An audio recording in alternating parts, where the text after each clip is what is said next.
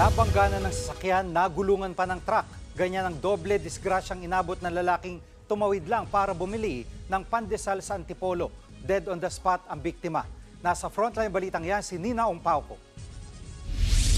Sa kuha ng CCTV sa Antipolo, Rizal, makikitang tumawid sa Provincial Road ang isang lalaki para lang bumili ng pandesal. Maya-maya, isa namang humarurot na sasakyan ang biglang dumating at nabundol ang lalaki.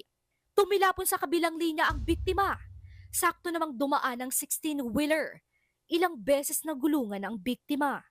Dead on the spot ang 35 years old na si Renato Lauang. Tumakas ang driver na unang nakabangga sa biktima.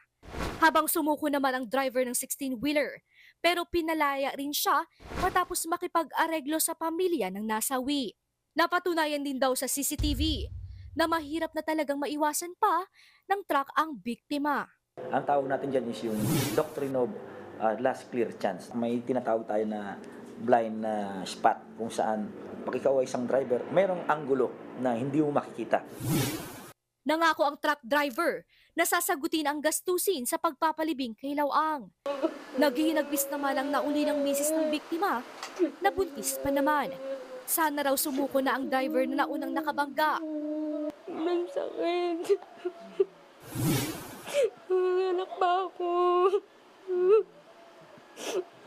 Paano na yung gastusin?